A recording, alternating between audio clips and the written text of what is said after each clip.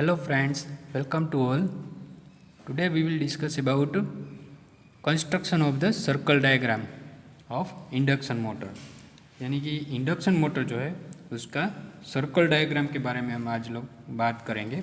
कैसे step by step हम लोग ड्रॉ कर सकते हैं इसके बारे में हम बात करेंगे। Circle diagram of an induction motor can be drawn by using data obtained from no load test, short circuit test and stator resistance test. देखिए ये तीन टेस्ट का डेटा का यूज़ करके हम लोग इंडक्शन मोटर का सर्कल डायग्राम ड्रॉ कर सकते हैं।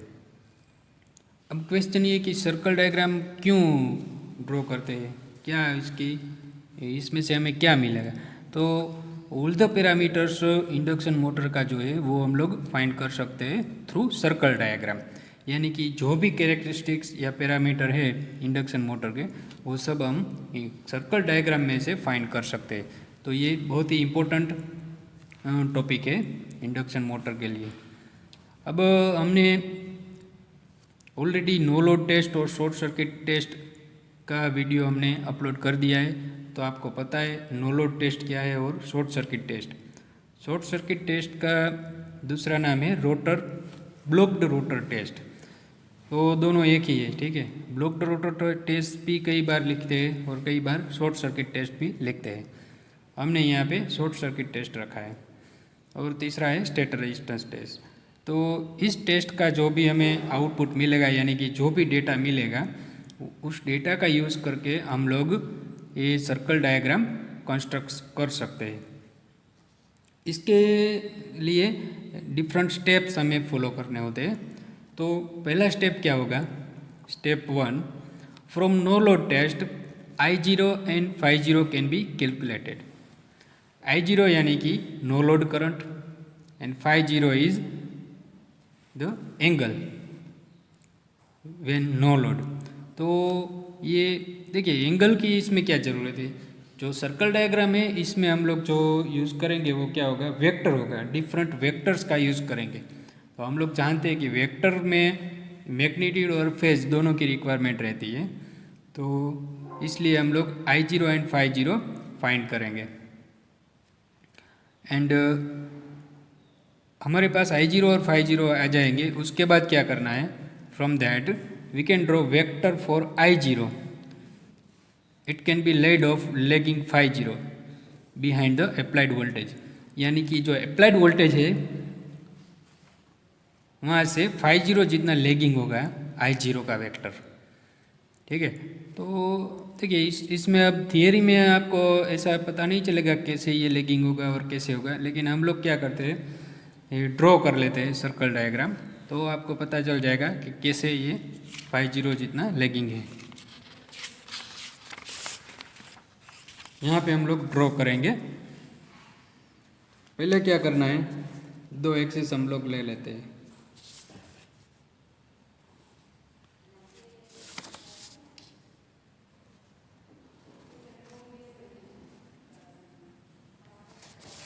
इस तरह से हम लोग ने दो एक्सिस ले लिया। यहाँ पे क्या लेंगे, V और E Y एक्सिस पे, ठीक है। और ये रेफरेंस है X एक्सिस। अब क्या बात करते थे हम लोग कि I0 एंड φ0 के कैसे ड्रॉ करते हैं। तो देखिए I0 है वो क्या है, नो लोड करंट है, तो बहुत ही कम होगा। तो इस तरह से हम लोग ड्रॉ कर सकते हैं I0। ये क्या हो गया I0। और ये एंगल जो है वो, ये जो एंगल है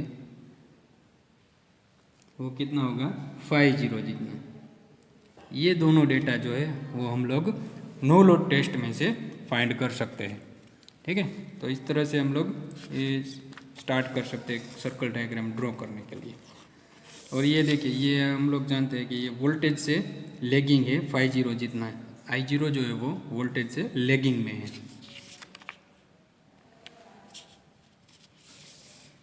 अब स्टेप 2 की बात करते हैं। स्टेप 2 में क्या करना है, फ्रॉम शॉर्ट सर्किट टेस्ट यानी कि blocked rotor test, short circuit current ISN corresponding to normal voltage and phi s are found.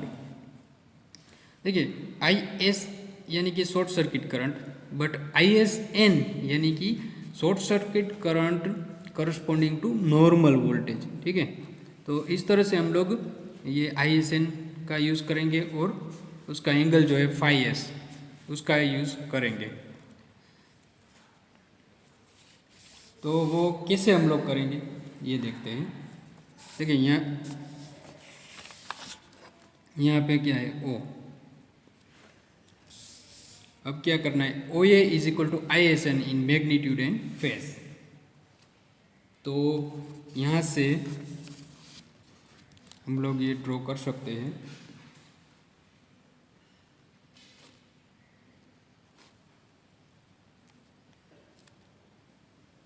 ये क्या हो गया, यहाँ पे मान लीजिए यहाँ पे ए हो गया, तो ओ ए हो गया। ओ ए लाइन जो है वो क्या रिप्रेजेंट करती है, आई एस एन यानी कि short circuit current corresponding to normal voltage. अब इसका मैग्नीट्यूड और फेज एंगल जो है वो क्या होगा, फाई एस। इसका फेज एंगल हो गया फाई एस। ठीक है, तो इस तरह से हम लोग ये ड्रॉ कर सकते हैं। उसके बाद O dash A is equal to I two dash. देखिए यहाँ पे जो पॉइंट है इसको हम लोग बोलेंगे ओ डैश, ओ डैश। तो ओ डैश ए हम ड्रॉ करेंगे इस तरह से।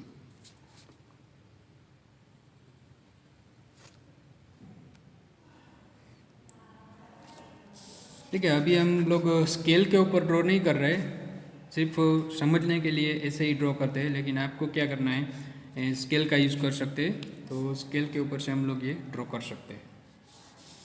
ठीक है, अब ओ डैश ए जे क्या रिप्रेजेंट करता है, आई टू डैश यानी कि rotor current referred to stator. अगर सिंपल आई टू है, डैश नहीं है, तो क्या होगा, रोटर करंट होगा। लेकिन आई टू डैश है इसलिए ये rotor current referred to stator बोलेंगे इसे। अब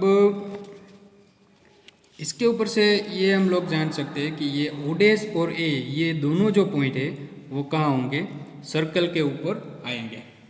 यानी कि जो हम सर्कल ड्रॉ करेंगे उसके सर्कल के ऊपर होंगे ये दोनों पॉइंट, ओ डैश एंड ए। ठीक है, for finding the center C of this circle, chord O dash A is bisected at right angles, its bisector giving point C। यानी कि ये है, इसको हमें बाइसेक्टर करना है, यानी कि इसके सेंटर में से ऐसे हम लोग को ये ड्रॉ करना है इस तरह से। ठीक है, और इसका जो एंगल रहेगा वो क्या होगा, 90 डिग्री, यानी कि राइट एंगल में हम लोग ये बाइसेक्ट करेंगे। यहाँ पे मैं ये रेफरेंस लाइन ड्रॉ कर देता हूँ, पैरेलल टू एक्स एक्सिस।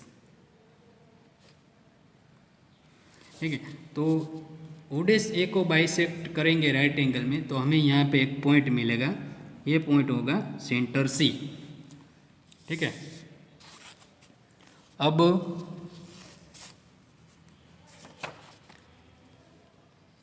यहाँ पे सेंटर लिया है हमने, तो अब सर्कल डायग्राम हम लोग कैसे ड्रॉ कर सकते हैं, तो हमें रेडियस लेनी है ये ओ डैश सी, और इसको हमें ऐसे यहाँ से ड्रॉ करना है सर्कल।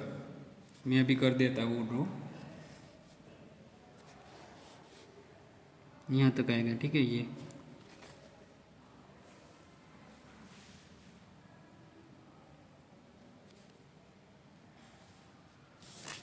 इस तरह से कुछ सर्कल हो जाएगा।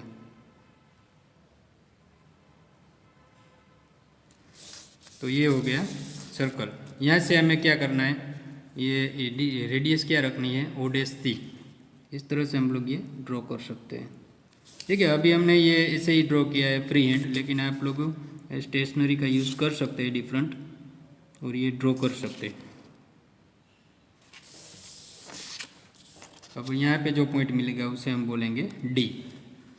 तो इसका डायमीटर क्या हो गया, ओ डैश डी। सर्कल का डायमीटर हो गया ओ डैश डी। ठीक है, the diameter O dash D is drawn perpendicular to the voltage vector, यानी कि ये ओ डैश डी है, ये वोल्टेज वेक्टर के परपेंडिकुलर है। वोल्टेज वेक्टर क्या है, ये वाई एक्सिस ऊपर, तो ये हमने ड्रॉ किया है एक्स एक्सिस के पैरेलल में, यानी कि ये जो है वो ओ डैश डी जो है वो वोल्टेज वेक्टर के परपेंडिकुलर रहेगा। ठीक है,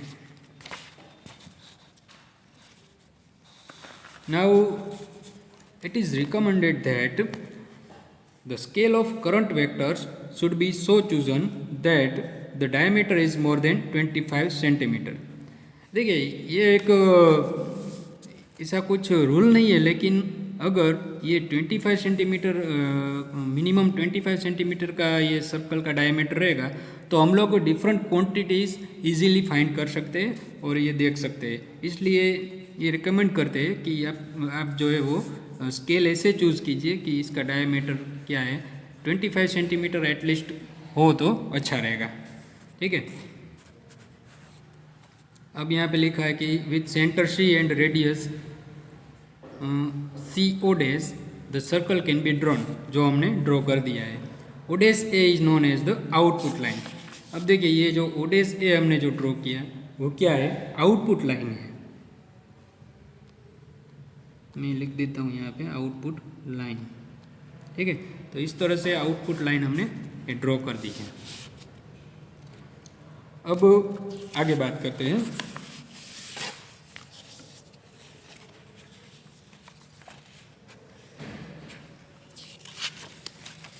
देखिए, it should be noted that as the voltage vector is drawn vertically, यानी कि वोल्टेज वेक्टर वर्टिकली ड्रॉ करते हैं, इसलिए क्या है, all the vertical distances represents active और पावर और एनर्जी कंपोनेंट्स।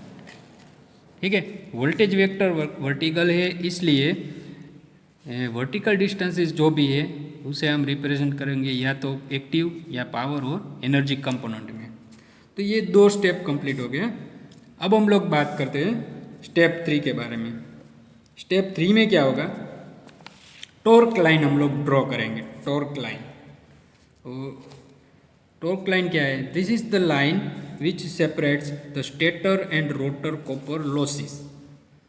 ठीक है, स्टेटर और रोटर कॉपर लॉसेस को ये सेपरेट करेगा, टॉर्क लाइन जो है वो।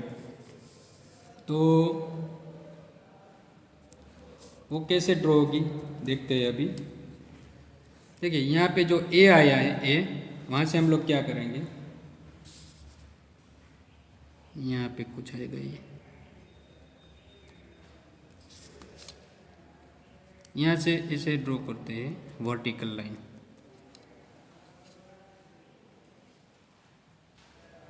ठीक है,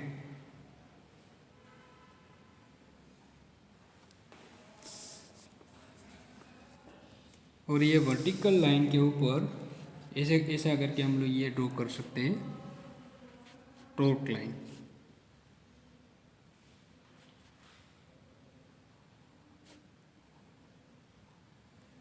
यहाँ पे जो पॉइंट मिलेगा उसे बोलेंगे ई। ठीक है, तो ओ डैश ई जो हो गया वो क्या हो गया, टॉर्क लाइन।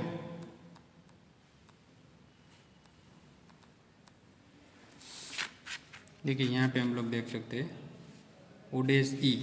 ठीक है, पहले यहाँ से हमने वर्टिकल ले लिया, इसके बाद ये ओ डैश ई जो है वो टॉर्क लाइन हो गई। यहाँ पे हम लिख देते हैं एफ और यहाँ पे जी। इसको अगर ये हमने ये वर्टिकल ले लिया तो क्या हो गया, ओ डैश पी हो गया ये। तो इस तरह से हमने टॉर्क लाइन ड्रॉ कर दी है। अब क्या करना है, ओ डैश ई जो है वो टॉर्क लाइन हो गई। उसके बाद A G is equal to power input. देखिए ए जी कहाँ है, ये ए जी है, ये क्या है, पावर इनपुट है। उसके बाद एफ जी यानी कि फिक्स्ड लॉसेस। देखिए ये जो है एफ जी यहाँ पे हम देख सकते हैं, एफ जी क्या होंगे, फिक्स्ड लॉसेस। फिक्स्ड लॉसेस में कौन कौन से लॉसेस होंगे? Core loss, windage and friction losses, ये सब लॉसेस को हम लोग फिक्स्ड लॉसेस मानते हैं। तो FG हो गया fixed losses, stator, core, friction and windage losses, ठीक है। अब AF की बात कर ले। AF क्या है? Stator plus rotor copper losses. देखिए ये रहा AF, ये क्या हो गया? Stator plus rotor copper losses. अब कौन से स्टेटर लॉस है और कौन से तो ये जो नीचे जो है ये क्या हो गया? स्टेटर कॉपर लॉस, ठीक है। और यहाँ पे ऊपर जो ये है ये क्या हो गया? Rotor copper loss. यानी कि AE जो है वो रोटर कॉपर लॉस रहेंगे और EF जो है वो स्टेटर कॉपर लॉस रहेंगे। तो इस तरह से हम लोग ये, और टॉर्क लाइन जो है वो दोनों लॉसेस को अलग करती है, स्टेटर कॉपर लॉस और रोटर कॉपर लॉसेस को। ये हम यहाँ पे देख सकते हैं।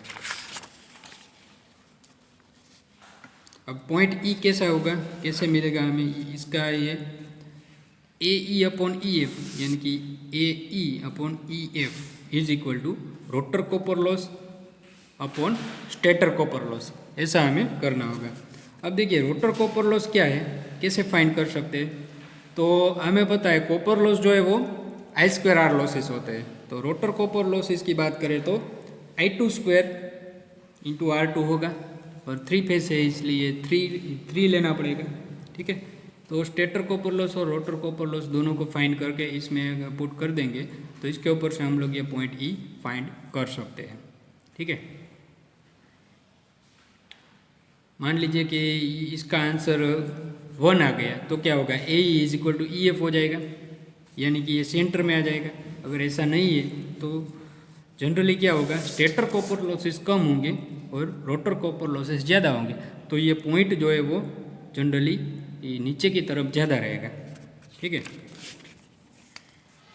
Let us assume that the motor is running and taking a current OL। देखिए अब एक एग्जांपल के तौर पे हम लेते हैं कि मोटर अब रन हो रही है और करंट ले रही है OL। तो उसको हम इसे ड्रॉ कर सकते हैं। मान लीजिए ये यहाँ तक करंट आता है, ठीक है। तो ये करंट ऐसे यहाँ पे L लिख देते हैं, L। तो ये OL हो गया, इसका एंगल क्या हो गया? फाई, जो भी है φ1 बोल देते हैं इसे, ठीक है। अब इसके यहाँ से L में से अगर हम लोग ये वर्टिकल लाइन ड्रॉ करते हैं ऐसे,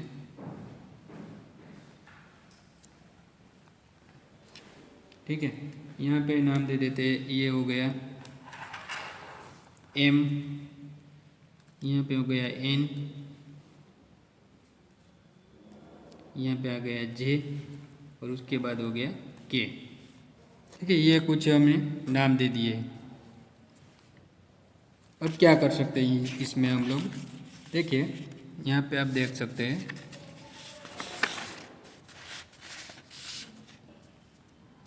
ये JK जो है वो फिक्स्ड लॉसेस होंगे, JK। यहाँ पे FG जो थे वो फिक्स्ड लॉसेस थे, इसलिए ये JK भी क्या हो गए? फिक्स्ड लॉसेस हो गए। JN, ये JN ये क्या रिप्रेजेंट करेंगे? Stator copper losses. देखिए यहाँ पे भी स्टेटर कॉपर लॉसेस EF था, तो इसके अंडर ही ये JN आता है, इसलिए ये क्या रिप्रेजेंट करेंगे? Stator copper loss. उसके बाद NL यानी कि रोटर इनपुट, ठीक है। इसमें रोटर इनपुट रिप्रेजेंट करेगा। उसके बाद NM इन दोनों के बीच क्या आता है? रोटर कॉपर लॉस, तो ये रिप्रेजेंट करेगा रोटर कॉपर लॉस को। उसके बाद ML, देखिए ML क्या रहेगा? रोटर आउटपुट जो है वो रहेगा ML। और LK यानी कि LK क्या है? LK टोटल मोटर इनपुट, यानी कि L और K के बीच जो होगा वो होगा टोटल मोटर इनपुट, ठीक है। अभी इस करंट को हमने I1 बोला था, तो ये I1 यहाँ पे लिख देते हैं। तो इस तरह से हम लोग पूरी की पूरी क्वांटिटी जो है वो इंडक्शन मोटर की फाइंड कर सकते हैं। अब देखिए, ये हमने ऑल ये सब देख लिया है। तो इसके ऊपर से हम लोग क्या क्या फाइंड कर सकते हैं नॉलेज ऑफ रिलेशंस के हिसाब से। तो यहाँ पे हम लोग लिखते हैं, स्टार्ट करते हैं, ठीक है। मोटर इनपुट क्या रहेगा, तो हमने बोला था ये एल के है, ये मोटर इनपुट है, ठीक है। तो क्या होगा, √3 into V L into L के इज इक्वल टू क्या होगा, मोटर इनपुट, ठीक है। इस तरह से मोटर इनपुट हम लोग लेंगे। उसके बाद ये जे के हमने बोला था ये क्या है, फिक्स्ड लॉसेस है। तो √3 इंटू वी एल इंटू जे के लेंगे तो क्या मिलेगा हमें, फिक्स्ड लॉसेस।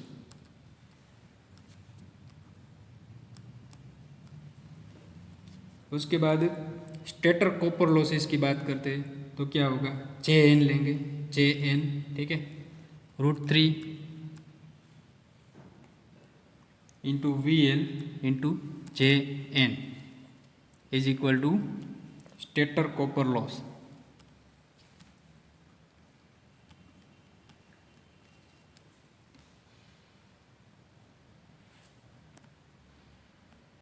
देखिए, इस तरह से हम लोग स्टेटर कॉपर लॉस फाइंड कर सकते हैं, जे एन यानी कि ये स्टेटर कॉपर लॉस हो गया।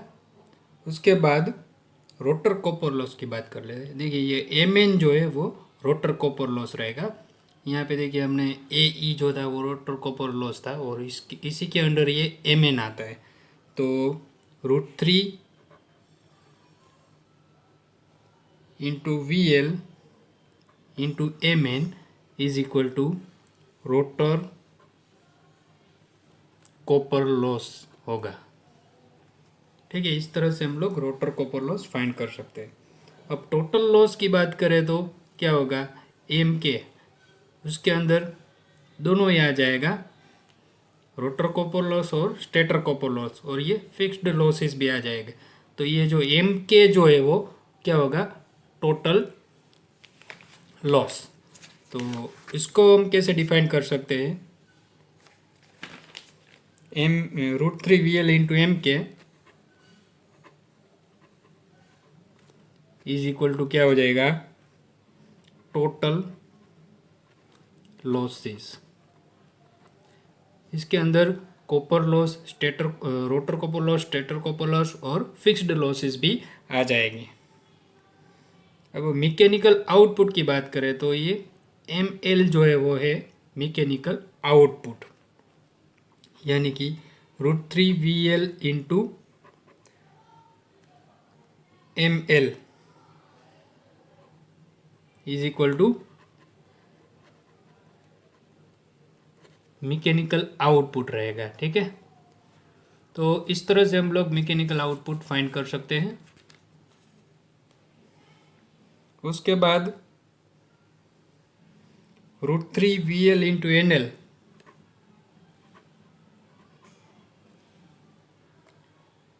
एल यानी कि रोटर इनपुट,